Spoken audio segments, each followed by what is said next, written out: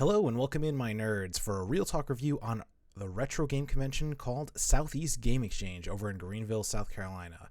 Now, this was my first year attending the event, which is kind of why I wanted to do a review, because I've never been to it before, and there's a lot of conventions that I have been to before, and, so to do a review on those wouldn't really be fair, but I figured because it's my first time ever going, especially because it's honestly one of my first ever retro gaming specific conventions, I really wanted to share my experience and give like a really quick little real talk review. Although I say really quick, I don't think, based off of just what I want to talk about, I don't think this video will be very small, but we'll see how it ends up. Now, I have heard of this convention mostly through a lot of YouTubers that I follow. There's just a bunch of retro gaming YouTubers. I guess this is just kind of like their spot to meet up and do content, because last year it was the first time I heard about it, and then like, I don't know, 3 or 4 different YouTubers that I follow were talking about it. And then now this year, ever since I've, come back home from the convention, I've seen even more videos on it. So I kind of wish I had gotten this video out a little bit sooner because of that. But yeah, so I've heard about this from YouTubers such as like Retro Rick and Phoenix Resale, and Game Squad I think was there last year maybe. So it was actually from those videos last year that made me really, really want to go this year, because it just seemed like a massive convention somewhere maybe I could find good deals on games, but also maybe try and find some, stuff you don't normally see in stores and on eBay and stuff. I did want to go with a bigger group. My original plan was to go with like 4 or 5 different people, but unfortunately this year, everyone except for Jesse was a little bit too busy around this time. So it just ended up being me and Jesse, which is fine because then I'm close enough to the convention where I could drive. So basically Jesse just flew to me and then we drove on over, and it was a nice little road trip. So nothing too big, nothing too crazy. I think it took us like 2.5, maybe close to 3 hours to get there.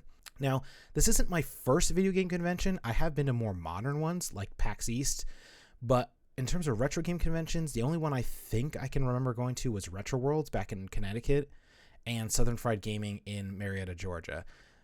So with that, I did have a little bit of expectations, but because of the videos I had seen, this one, Southeast Game Exchange, just seemed massive. Like, when I think of Retro World and I think of Southern Fried Gaming, they were really small conventions. And so when I thought of retro game conventions, I was like, they're probably going to be super small. And like with Southern Fried Gaming, that specific convention is like technically retro gaming, wrestling, and pinball. So it's like, it's not just a specific retro gaming convention. And then with Retro World, that one was a retro specific convention. I haven't been to that one since I think 2018 or 2019, and it was small. So that's kind of what I was expecting, but because of the YouTube videos I had watched the previous year, I was like, I'm hoping it's that times 2. And it turns out it was that times like 4. Like, there was a lot of vendors at this convention. I was not really expecting that, to be honest with you. And then like modern ones like PAX East, that's more like indie games and modern games with a little bit of retro collecting on the side. It's not too much at that convention. And with all that being said, you guys know that I am a retro game collector, and so I came up with a budget, and I also came up with a few challenges for myself going to this convention just to make it a little interesting. So I had 5 challenges to myself that I wanted to accomplish at this convention. The first one is I wanted to try and get at least one game that someone else recommended. And so basically, I went online onto Bluesky, which you can follow us over, links in the description below. And I asked Bluesky, I really want to get into the Fire Emblem series. What's a good starting point that's not Three Houses or Engage, the ones on the Switch, basically. And so I got a couple recommendations from that. Second, I wanted to try and get at least one expensive game, and by expensive I mean something over $100. I didn't want to get too many super expensive things, but going to a convention, like, you're going to find a lot of grail items, and so I was like, if I'm going to go to this convention, I do want to see if I can get at least one grail item for the collection. And then third, I wanted to, even with that in mind, wanted to try and stick to my budget of keeping on about 400-ish in terms of buying stuff. That's not including like food and hotel and stuff, but just in pure game buying, I wanted to try to keep it under 400. And then my fourth goal is I wanted to try and fill as many of my incomplete games as possible, because I have a lot of games that have no manuals and cases. Actually, I don't have that many. I have a couple games with no manuals and cases. I have a bunch of cases and manuals with no games, and so I wanted to try and fill as many of those as I could. And then lastly, my 5th goal was I wanted to try and get at least one game for every system that I own. So that means I have to try to get one game for the Super Nintendo, the N64, the GameCube, the Wii, the Switch/Switch 2. I combine those because obviously the Switch 2 is new. PS1/PS2. I combine those because I know PS1 games can get a little pricey. So I was like, let me give myself at least a little bit of wiggle room with some of these. And the same thing for PS4/5 and then DS/3DS. So I wanted to try and get at least one for all those, especially because, again, I wanted to keep under a budget. So that's why I grouped some of the systems together because they're kind of similar systems too. So that's why I did that. And now for the fifth one, the only system I didn't really include was the PSP because it's not really my PSP. It's kind of Erica's. And so I was like, I'm not going to count the PSP in this, but, we'll see if I end up getting one of those anyway. And then with all those goals out of the way, I can say the convention was just massive. It had so many vendors, so many games to buy. Okay, and with all the goals out of the way, I can say this convention was just massive. It had so many vendors, so much stuff to see, so much stuff to buy. But before we get into the good stuff, I want to start off with the stuff I didn't really love about the convention. With these Real Talk reviews, I usually start with the negative and then build towards the positive.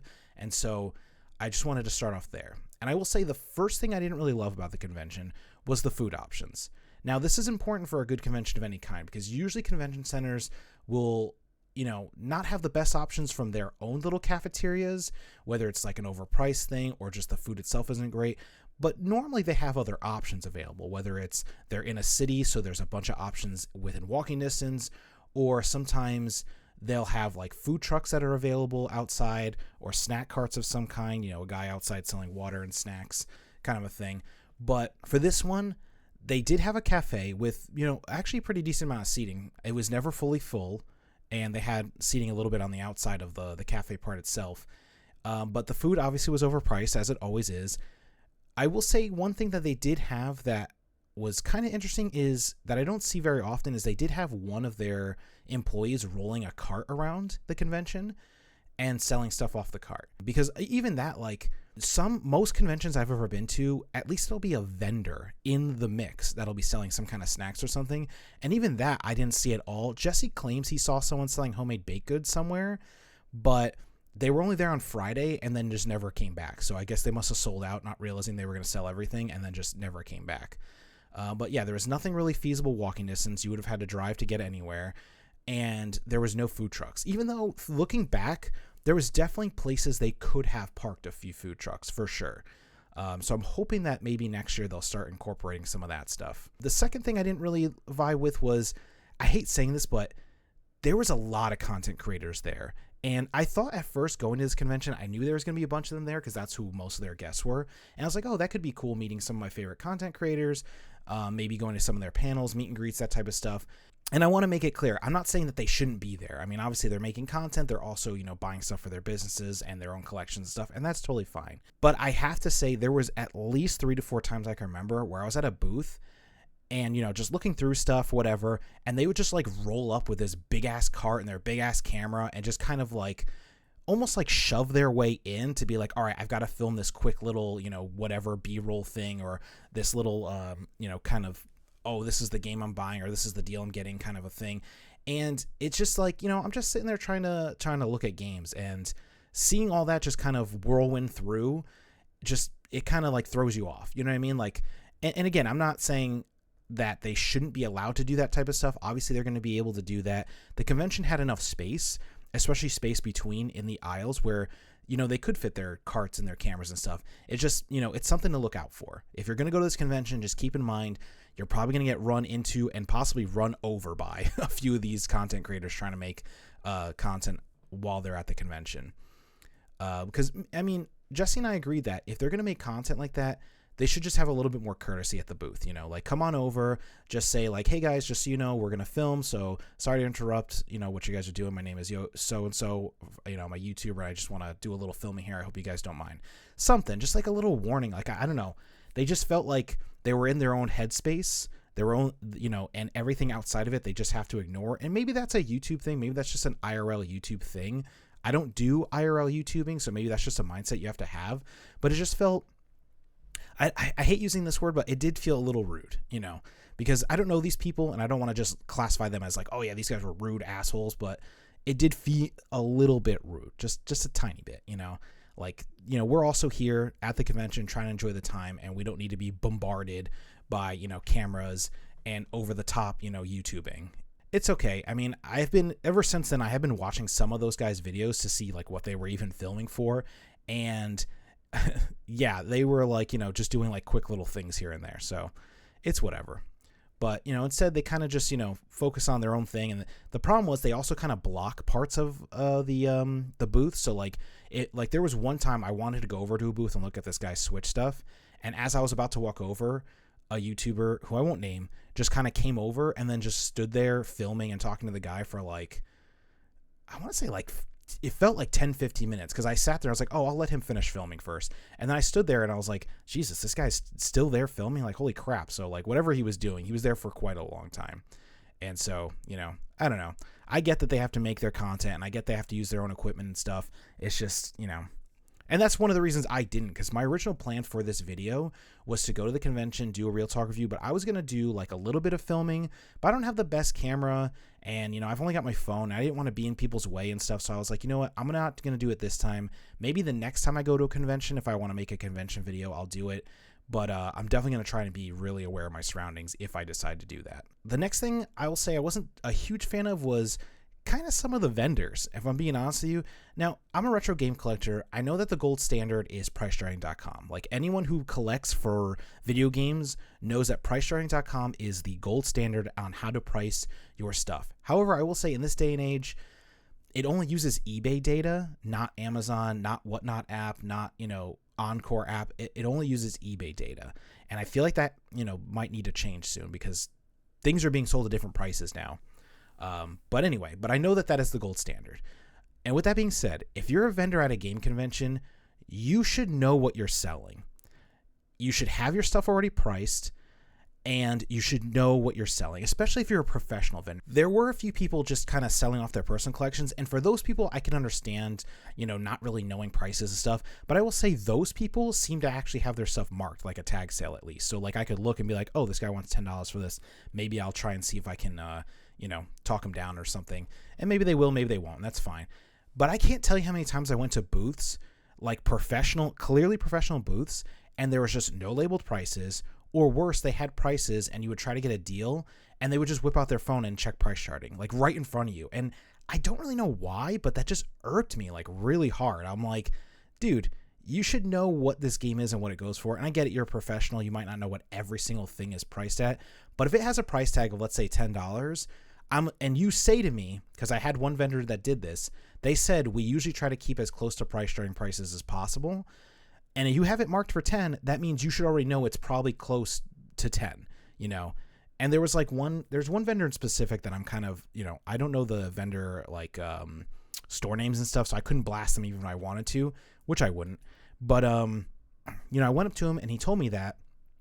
And then he starts checking price chart and he was like, oh, well, I guess this one is technically going for $2 more now in price charting, so you're already getting a deal on that. And this one, is $2 under, so I guess that evens out. And I'm like, what are you doing? Like, why are you doing this? Why are you checking price charting in front of me like this? Like, you have your stuff labeled. Obviously, prices can ebb and flow on a day-to-day, but I don't know. It feels rude, Yeah, because this guy, he kept saying he was close to price charting, and then I was trying to get a big bulk deal. I think I was trying to buy, I think it was 8 PS4 games plus a couple other, actually, no. I think it was 6 PS4 games and then a couple PS2 and Wii games and stuff. And he was just like, yeah, just checking each one. And I was like, dude, this is how much you have it marked for. This is what I'm offering. Take the deal or don't take the deal. It's a Sunday. I know you don't want to take all this crap home with you. Just let me know. Because I got to say, I got to let this one thing, got to get it off my chest. How is it that all these motherfuckers are using price charting? They still up the price by about $5 and then say it's a good price no matter the condition of the game. Because that was another thing is there was another booth where this guy, and I did get something from him. He had all his games in plastic wrap, and the one I got was in really good condition. And he was saying the reason it's priced kind of higher than price charting is because it's in super good condition. And so I kind of bought into that, and I was stupid for that. But then you have other vendors who are just selling these games that are not cleaned. The discs are clean, but the cases are not clean. The manuals are kind of bent and stuff, and they're still trying to get pristine price charting plus $5. It's I think we as game collectors need to start holding them to better standards if they're going to try and get the most money out of these things. You know, if the game has, because I can't tell you how many times I look at like an N64 game where the label is scratched to death and they want price charting plus like $2 because they're expecting you to like, you know, talk them down, but still. And then going back to that booth that I was talking about that was going off of price charting, every game in his booth, they resealed their games with Scotch tape. So it's like, okay, first off, I can't even check if these are complete in box anymore. And now you're putting this tape on it, which, you know, I'll tell you, I don't have the game next to me, but there was one game that I already opened, like I peeled the tape off of, and not only did it leave a sticky residue that now I got to go out of my way and get rid of, but also because it was a Wii game, I don't know if people know this, but Wii plastic is very easily rippable. I don't know why Wii specifically, because like PS2 doesn't have this issue, GameCube doesn't have this issue. I guess the plastic maybe is a little thicker on those ones, but the Wii, I don't know what it is, but that like plastic layer that goes over the artwork, it just tears super easy, like fingernail peeling, and I put a hole in it. And I'm like, great, I paid price charting minus maybe $1 for this because, you know, that's how this guy prices his stuff, and it's already damaged. You know what I mean? Like it's stuff like that. If by some chance that particular booth person ends up watching this video, please do not put fucking tape over your boxes. Like, it is such a hassle, you know? And I know like the normal average person might just cut it open and be fine, but for people who like to have their stuff in better condition, it is a pain in the ass. Like, it truly is, you know, especially if you're trying to nickel and dime for trying to get as close to price charting prices as possible. You know, price charting is a good tool to use, but you and I both know that when you buy these games as a reseller, you're not paying price charting. At most, you're maybe paying 50% of what they're worth. So even if I'm getting it a couple bucks under price charting, you're still making money off of it in some way, shape, or form. So, and again, if I was buying one game at a time, I could get that, but I'm not. I'm buying big in bulk to try and get a deal. And, you know, they're like, oh, well, let me check each individual one and waste both of our time. It's like, come on, man. Going back to the vendors, you know, overall, they weren't all bad. I did notice the majority of them were extremely high-end selling. So, like, there were so many booths where they had glass cases full of games that were wildly priced at, like, $200 plus, $1,000 plus games. I was, like, blown away. I was not expecting that many high-end games there. And that's not really a bad thing. I mean, you know, if you're a reseller, that's where you're most likely going to sell your high-end stuff because people can see it, visualize it, and then buy it at the place. But one other thing with the vendors I will say too, I also tried to trade some games and some case/manuals away at this con, which I typically have been trying to do for the last like year or two, and very few people wanted the stuff. Like, I tried multiple vendors and I would show them the stuff and they would just look at it, and because it was, you know, it's a lower dollar amount stuff, they were just like, nah, I'm not buying anything like that. They're like, only, you know, full in game, or like one guy was like, yeah, I'm only buying like, you know, high-ender stuff, you know, I'm not going to go for any of the low-end stuff at this con. And it's like, all right, I guess, but like, it's just weird because they're saying they won't buy my lower-end games, and then you look over and they've got a ton of low-end games that they're trying to get rid of. So it's like, you could have bought them for a few bucks, put them in your booth, and probably gotten rid of them this weekend. But, you know, again, not every vendor was bad. I just had a few experiences where I was like, you know, like there was like one vendor. I have 2 reproduction video games, 2 N64 repros, and I've been trying to get rid of them for years. I accidentally bought them in an eBay bundle. It did say repro on the eBay bundle. He didn't scam me. I just didn't read it carefully. And so I've been trying to get rid of them for years at the last couple of conventions I went to, and most people will just say, I don't take repros. I found one guy that was selling repros. Not many, but he had a couple in his booth. And I was like, oh, do you buy repros? And he was like, yeah, it depends on the game, but we'll buy them. And so I said, okay, they're kind of high-end because one is Conker's Bad Fur Day and one is Castlevania Legacy of Darkness, I think. And so I was thinking to myself, like, he'll surely buy them. Maybe I can get $20 for each of them, or maybe 15 for each. I'd take that, because he also had a Fire Emblem game that I was looking for, and he had, I think it was a Pokemon. Oh, no, he had 2 Zelda games. He had Fire Emblem and 2 Zelda games that I was looking to get. So I was seeing how much I could, you know, trade for. And I take them out of my bag, and he was like, oh, sorry, we only really buy Pokemon ones. And I was like, you just said you buy repros based on the game. These are high-end repros, technically. And now all of a sudden you're like changing your tune, like, no, we only take Pokemon ones. It's like, that's so weirdly, oddly specific. Especially because if I remember correctly, the repros in his case weren't all Pokemon ones. So it's like, all right, whatever, man. I guess it's your booth. You can do whatever you want, but yeah. But the last thing I will say negatively towards this convention is that, and this is a slight negative, is that I felt that the other sections were a bit lacking. Like, they had a couple indie game devs. They felt like they were kind of shoved to the side. They need to integrate that a little bit better to get more people. Like, for me personally, if I had indie game devs, I would try to put them kind of closer to the middle when you walk in, so that way people see them and then they have to choose left or right to go towards like buying games and stuff. I just think shoving them in a corner is kind of like unfair to them. And they had board game devs too, same thing. Just like being stuffed in like a little corner, I feel like they should have, done something a little bit better with them. Maybe draw attention to them in some way to get people to go over there. And then they had some artists, but they were kind of just peppered through. There was no real artist alley. I feel like they could work on that as well. They could, even if they wanted to, in the outgoing area, like the place where people line up to get into the con, they could even put some of those people out there to make it easier to have more room and stuff, as well as just like, have them kind of at the forefront being like, oh, look, we've got indie game devs. You can see them right here at the front. Something like that I think would have been a little bit better for them, just a little bit more fair for them. That's all the negatives. Getting them all out of the way, I will say I generally had a great time, and I really thoroughly enjoyed myself. And I asked Jesse if he liked it, and he also said he liked it. He just, like me, wishes we had bigger budgets. The con itself was really clean. The aisles were super big, well organized, and it was easy to navigate the layout.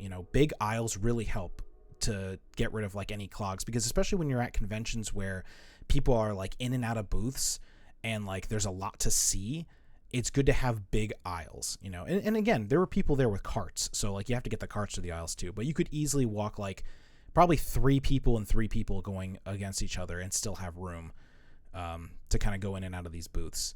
I never felt like I was just like a fish moving in a pack stream, which there are a lot of conventions. Even as something as small as Southern Fried Gaming, I feel like sometimes you get like packed in a little bit. So I really liked the freedom and the layout of everything.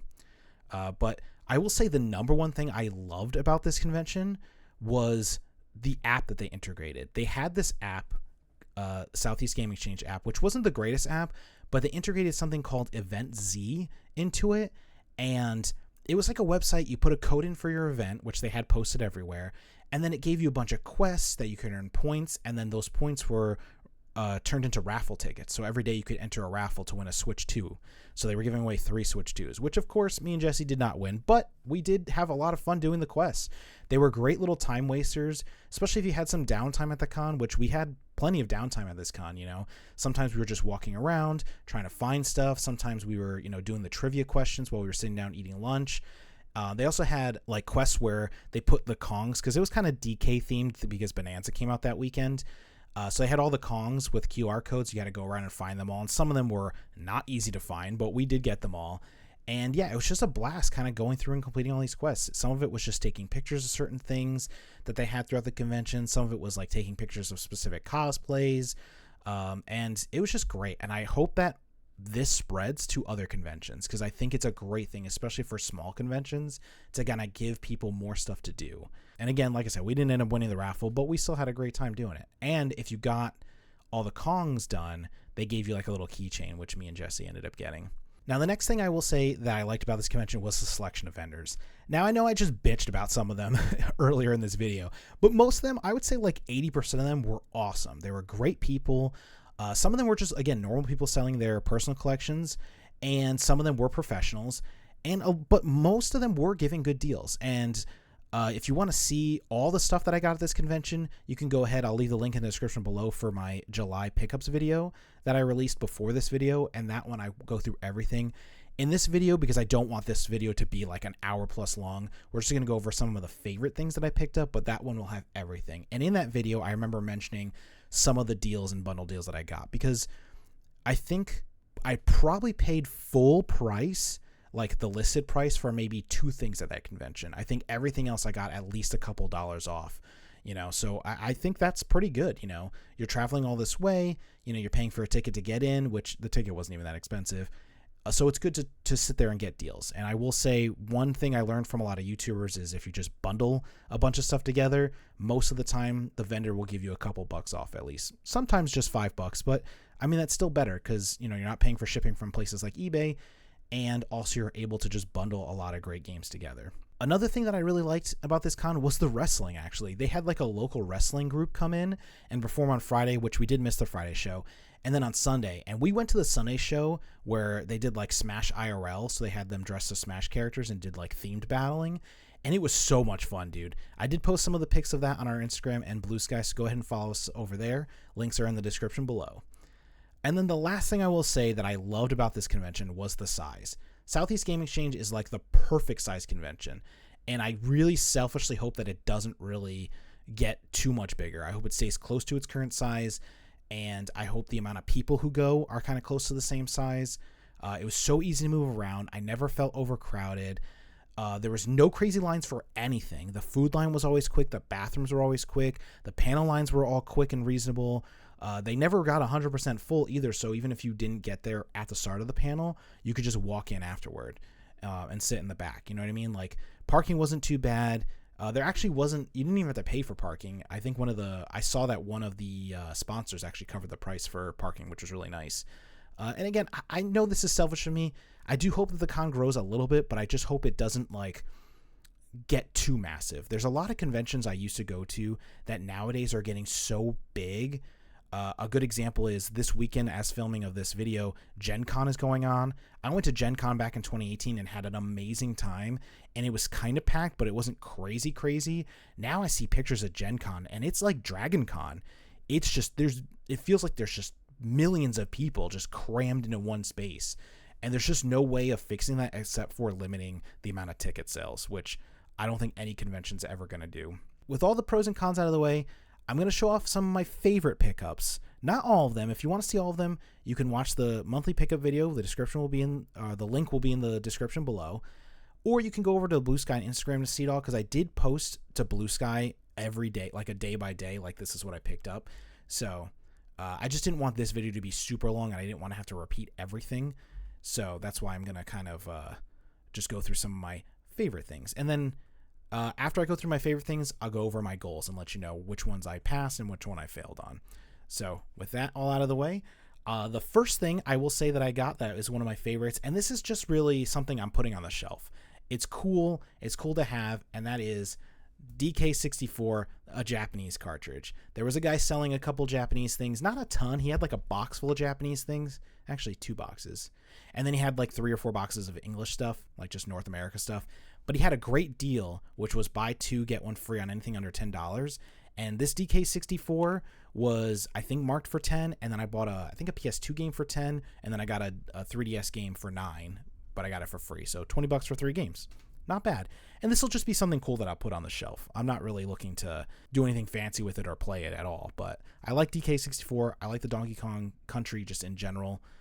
Games, and so that was something I wanted to get on the shelf. The next thing that I got that I actually was really surprised to see there, and you know, I didn't look through too many Switch boxes and stuff, but I did find a copy of Daemon X Machina. Now this game didn't review super well, but I did play the demo when it first came out, the like beta test where they were getting feedback, and I enjoyed it, but it got crapped on. So now it goes for more money than it actually originally sold for, but I was able to talk the guy down. I believe he had it marked for 65. I think I got it for 50 actually, which is a hell of a deal, because I don't even think I bundled for this one. I think this is one of the few ones I didn't bundle for, but I still got a great deal on, because I just asked the guy, I was like, hey, what's the lowest you'll take on this on a Sunday? And the guy was like 50, you know, and I was like, I could do 50, you know, and that one I do want to play sooner rather than later. Another game that I got was, I think I paid full price for this one as well. I got Lord of the Rings Aragorn's Quest sealed. Obviously, sealed doesn't matter to me. I'm going to crack that bad boy open. But this is a game that I recently found out about, I want to say within the last year, where people were saying it's actually a great game and more people should play it. $10 for a sealed copy. Like, come on. No brainer. The next one was this one was a GameCube game, because that one was PS2, and that is Lord of the Rings The Third Age. Now, keep in mind, all these games are complete. I should have probably opened Aragorn. But yeah, this one's complete with both the discs. This game actually my brother had when we were kids, and even though it is 2 players, I didn't play it with him, but I remember watching it and just being like fascinated by it. I love the Lord of the Rings series, and I'm just like super excited to play this one. I'll probably play it with Erica though, because it is 2-player. And it's just a great RPG. It even says in the box, the most exciting RPG since Final Fantasy. And I remember my brother loving it, and I remember watching him play it and actually enjoying that. Like, it was actually great to watch. So that'll be a game that I can't wait to play sooner rather than later. They did have it on PS2 a lot. I noticed a lot of PS2 copies. I did get the GameCube one because I got a deal on it, but also just because I saw it first. If I knew it was on PS2, because I'll be honest with you, I didn't even know it was on PS2 at the time. But the GameCube one, I think I got this for $10. No, 8. I want to say 8 or 9. I got it for under 10 because I kept finding other copies for about 10 to 12. So I was really proud of my deal, because also the other copies weren't complete. They were selling manual lists ones for like $11-12, and I got mine, I want to say, for $8 or $9. So that was a good deal. Another game, and this one, I'm excited to play this just because it looks really interesting, and that is a PS4 game called Bladestorm Nightmare. I've never ever heard of this game, and again, this is complete. It has like a little manual. The guy has it in this thing, but I'm gonna take that out. I should have taken it out before this video. But this game is just like, it's just really cool. It's like the 100 Years War epic returns with a vengeance. And when you read the back, it says troop command action, control up to 4 squads, 200 soldiers for increased thrills and greater strategy, a new nightmare mode, battling giants, dragons, and other big creatures. And it does have online versus mode and co-op play. Although it says it's a one-player game, it says it has co-op, so I don't know if that's online co-op only. But then I looked at the back, and I mean, like, it just was sick. Like, look at, you're just fighting a big dragon with squads of guys. It almost made me feel like a pseudo, like, Battle for Middle-earth meets, like, Monster Hunter, maybe? I don't know. It just looked really cool. I saw it at one booth, but the booth I originally saw it at, I think they wanted too much for it, or I can't remember why. There was a reason I didn't get it at the first booth, but then the second booth I saw it at, I bundle dealed with them, and I was able to get it for a little bit cheaper. But I think it was like a $10 game originally, but I think I got it for a bundle cheaper deal. The next one I'm super excited to get. This is a game I've been looking for actually a long time, surprisingly, and that is Tetris Effect on the PSVR. This is one of those games that I feel like is just something every PSVR person, like person who owns a PSVR, should have this game.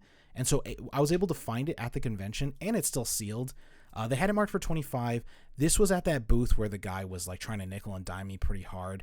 But I did end up getting it for a little less because originally, so the basic story is I picked out a bunch of games. It came out to, I think, $140, and I offered the guy $110 for everything. And then he was kind of starting to nickel dime me. I was like, well, I can't even tell if they're complete in box because you guys have them taped. So he kind of was like stretching them open a little bit to see, and there was one he didn't have complete. So I nixed that out. So it went from $140 down to, I think, like $120 just from that one game. And then I lowered the price even more. I was like, well, now I'm looking for $100 because I got rid of that game. And so again, he tried nickel and dime me a little bit. I think I ended up getting everything for $105, which again wasn't a great deal at that point. I was hoping for a better deal, but I did want the games, and this was definitely one of them. I remember was at that booth. I'm trying to remember what the other games were. I don't think any of my other favorites were from that booth, so you won't see any of them here. But if you go and watch our other video, our pickups video for July, anything with a green label was bundled with Tetris Effect. So, and now the next game's a little bit special because, again, I said earlier, I went on Bluesky. I asked followers there, and just Bluesky in general, because, you know, I don't have a lot of followers over there. You know, what's the best Fire Emblem to start with? That's not the Switch ones. And so I think it was like 2 different people had said to get Fire Emblem Awakening. And so I was able to get this complete in box, of course, with its manual and game. This game, I will say, it looks good. Like, I can't wait to start playing this. I'm going to try and start this month in August. Thank you again to the people on Bluesky for recommending it to me. I found this at multiple booths. Everyone really wanted like $35-ish for it. I was hoping to try to get it for like 30 or under. I found one guy, the guy that was the reproduction guy. I was trying to see if I could trade my 2 repros in because he had a copy for 30, and then he had 2 Zelda games for 20 and 22. I ended up not getting Fire Emblem, but I did end up getting the 2 Zelda games for a couple bucks off, but he just wouldn't take the repros. Otherwise, if he had taken the repros, I would have gotten Fire Emblem from him, but I also found another guy who was selling it for 30. He wouldn't come down on the price. So on Sunday, I was like about to leave and not get this game because I even went back to the booths I found it at on Friday and Saturday, and they didn't have copies anymore. Like, the game was just selling out. But I did end up finding a guy, and I ended up bundling with a PS2 game and was able to get this. He had it marked for $25. I think I got it for $20.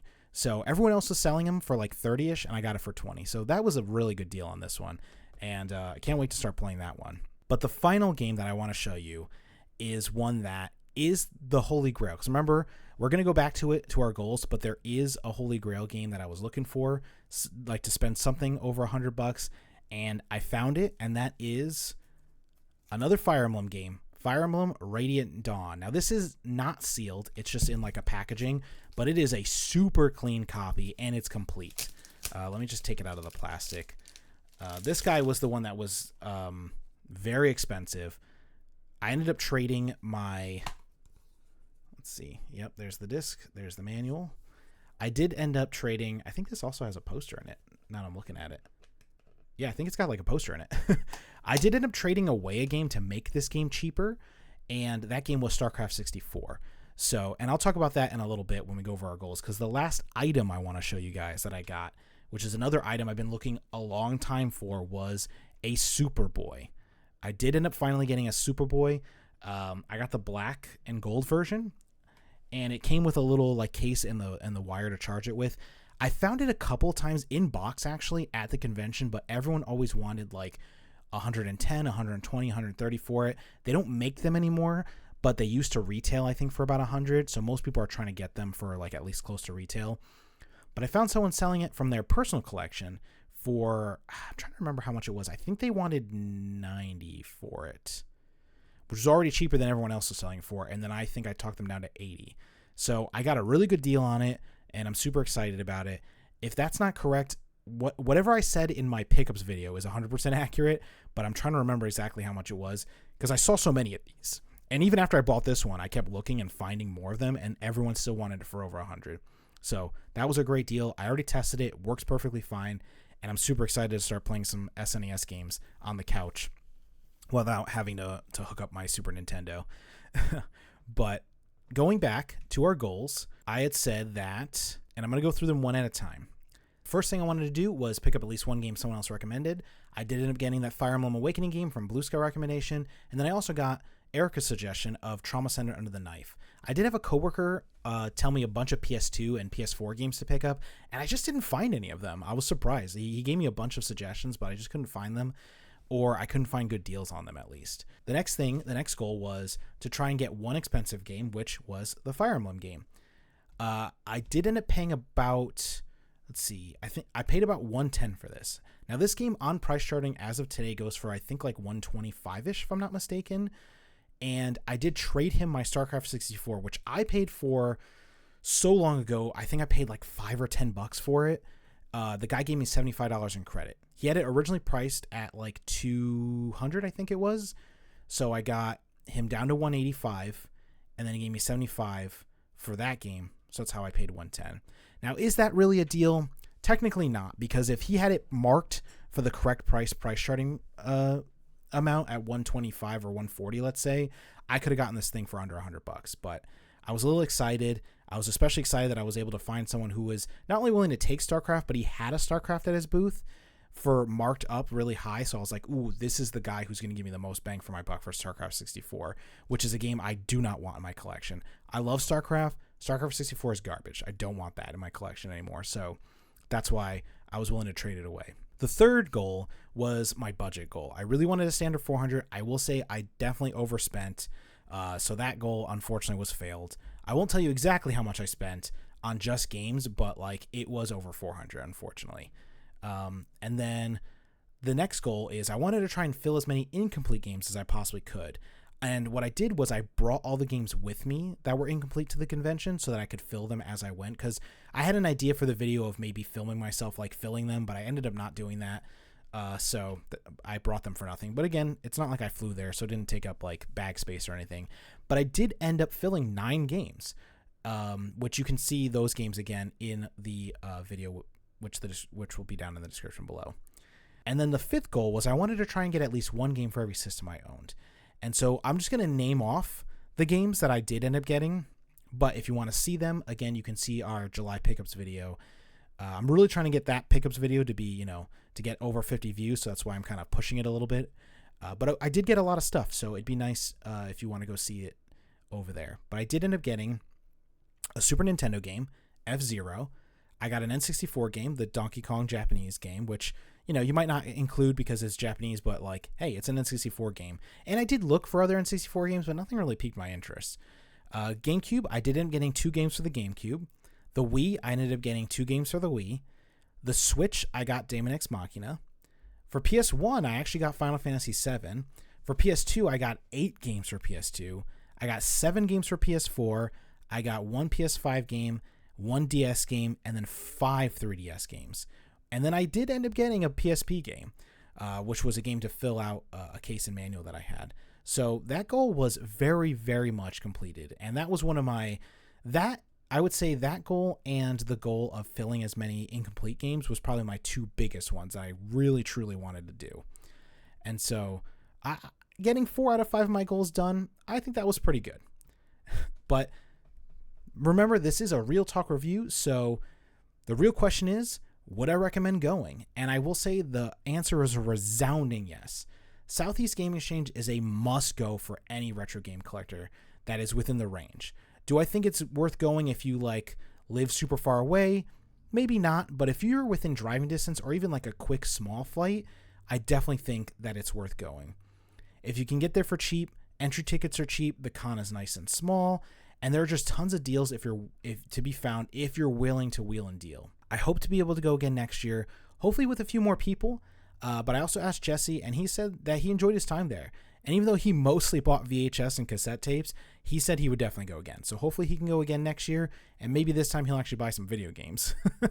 But we both agreed that next time we just definitely need to save up a little bit more beforehand because, as I said, I went with a kind of a smaller budget. I'm hoping next year to just double that size for budget and be able to get a lot more massive games as well as get a few smaller, cheaper ones. If you want more details on anything that I bought in this convention, please go ahead, click the link in the description below, and catch my July pickups video, which is already up by the time this video goes up. And also go follow us on Bluesky and Instagram because I did post pictures from the con itself over there. It's just Southeast Game Exchange, Real Talk review. It's a great con to go to, and I highly recommend going. Greenville, South Carolina itself also had a pretty decent amount of stuff in the area. Again, you have to drive to everything. Not everything is walkable, but it was a nice little area to be in. Great restaurants. Me and Jesse went to a couple. And also there are other stores and stuff if you're willing to venture out and if you have more time.